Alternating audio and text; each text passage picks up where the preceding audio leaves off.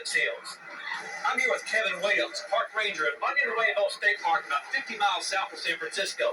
And this is where elephant seals come to breed and have babies. Now, Kevin, how many of them come here every year?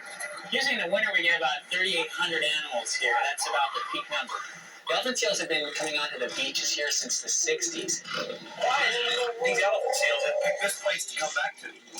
Probably because it's a safe place, it's quiet, there aren't a lot of people coming through here, there's not motorcycles or cars, and that's probably the biggest reason is for the safety that they get here. Because it's a state reserve, they're protected, and they really breed mostly in very isolated areas. Well, look at people up here on the hill. These are visitors that have come to look at the nursery. They all just can't, they have to come down in a group? Yeah, they're going to come with a guide. Because there's so many animals out here, one of our jobs here is park rangers is to try to protect the animals here from indiscriminate intrusion by people. We don't want people just to walk up and frighten the animals. Right. And because they're so big, we don't want people getting hurt. Right. Now, how many kids a year come to this park? We have about 120 a day coming through here for the 3-month period. And then in the spring and fall, they also bring their classes out here. That's great. Well, Bill, this is Jack Hanna. My pleasure. This is a group from Westlake School. They're pretty smart. Now, you're a volunteer here? Yes, sir, I am. Bill, what will you tell the kids? What I like to talk about is actually the group as it stands right now. And what we're looking at is a harem. Can everybody see right over here? You see the elephant seal? You call him an alpha bull. He is the bull that is the biggest, the strongest, the meanest bull right there, and the cunningest bull in that area. And what he's done in the last month or so is run all of the other bulls off, so that all of the girls come in, all of the females, and come in and hang around him. Kind of a good place to be, right? In the middle where all the girls are. Then look around the outside. We see all the way around on the outside. We see some other bulls. Well, some of those we call beta bulls. They're pretty strong and they're pretty healthy. They're not as big or as strong as that alpha bull in the middle. And what they're going to do is they're going to hang around and hope that they're going to get a girlfriend. So, is this a good group? Excellent group. What amazes you about this creature? I like their noses. You like their noses? They do have funny noses, don't they? What do you like the most? They're really big. And fat. It's fat? Yeah. Well, I like the pups. They're really cute. Because that one in the water was going. Are you going to come back? Yeah. Well, I appreciate it. I don't want to keep you from your tour. My pleasure, sir. See y'all later. Thank you. All right. Bye-bye. Bye-bye. Thank you. See you later. Is that just their purpose, to sit here and lay around and breed? Right now, that's why they're here, and to try to breed with as many females as they can. An alpha bull, he might mate over the season with 50 or 60 females. Now, what's it mean, like when this big one here, he goes like this? He's checking things out, and what he's doing is looking around and seeing who's a threat to him and who he's going to maybe challenge. Oh, see, so he lifts his neck. He's lifting his neck up and he's looking around, and that's also a threat. You can see this one that's kind of responding by moving away a little bit from him. It's a game of strategy, and you try to bluff and frighten away other males to show how big you are. And the way you do that is by raising your head up in the air. Now, they're up on the beach right now. Will they go back in the water? No, they'll stay here because for a male, once you've staked your claim to an area with females, you try to protect them. Because if they leave, then they have to come back and pick their way back up the ladder through fighting. So that old male is going to sit there and try and breed and not eat dinner or anything for 4 or 5 weeks? He'll go actually almost 3 months without eating. 3 months? 3 months. What they do is they store it up and they get fat. And so like 3 months that they're here, they're on a crash diet, and they lose almost half their body weight during that time that they're here. So you slowly see them deflating. They get skinnier and skinnier. By the time they're ready to leave, though, they're pretty tired. They've been running around mating and fighting, and they're just cute.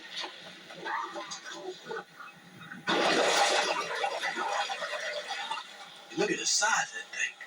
He's actually a small elephant seal. He's a younger male. One of the reasons he's up here in the dunes, these are all kind of the losers, and they're much too small to be close to the females where most of the mating and whatnot takes place. And so these guys have been driven up here by the bigger males. That's a loser? This is a loser, a very big loser. If you look real closely at his back, you'll see a lot of teeth marks and things from the fighting that's happening. Somebody's even gotten him on his tail as he's been trying to get away.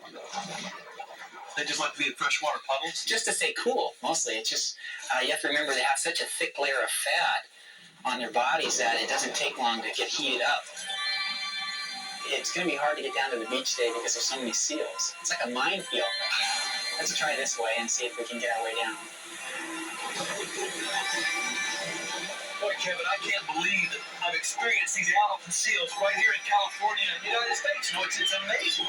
It is very amazing. And 6 million people live within an hour drive of this park. And the San Francisco Bay Area and beyond, there's a lot of people living over here, and yet you can see something as beautiful as this.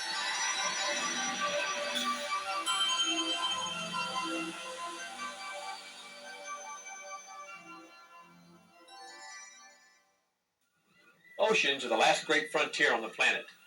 Everywhere we look, we discover new forms of life and new keys to understanding the environment. This is Monterey Bay in California, one of the richest and most varied marine environments in the world. Within the bay, a submarine canyon the size of the Grand Canyon in Arizona plunges to depths of over 10,000 feet. Nutrients from this deep chasm well up on the currents to feed the abundant plant and animal life above. The waters of this rich bay flow into this place, the Monterey Bay Aquarium. Some of the sea life has come in on its own with the water and now flourishes inside. A series of windows inside offers a visitor views of the many distinct communities of life of Monterey Bay. Whoa, there it comes. Yeah.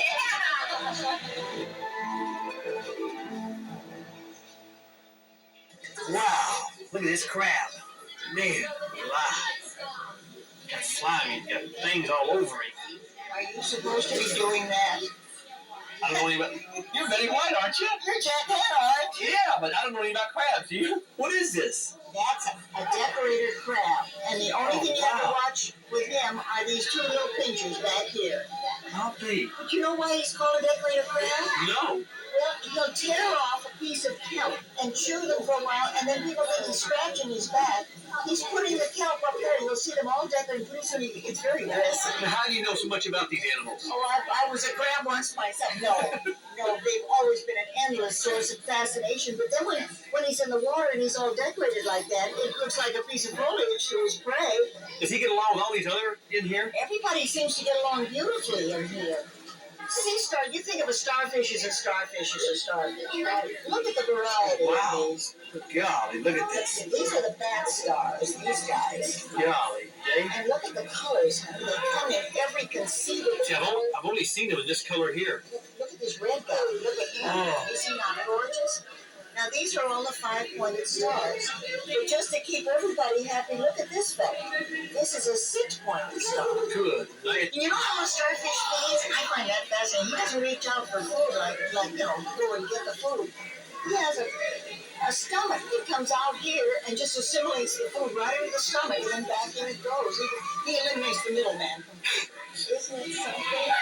Here's a beautiful guy. This one looks like a rock. Wouldn't you swear this was just a plain old rock? Golly. Now he's got his shell under that. Feels like Play-Doh. It does, but then when you turn him over, he's a gumboot kite. And he's got this foot. That's his foot. And along in here are his gills. And he's so flexible that he can curl around a rock or whatever, so that not only does it help him disguise himself, but it also keeps him from being pulled out with a strong You'd never know that was a living creature. Never. Just another pretty face. Golly, And you see all these kids here, they are getting an opportunity to see things that we never did. I mean, when they see these things, they're going to be a lot more respectful of the ocean when they go back out, having held one of these guys in their hand.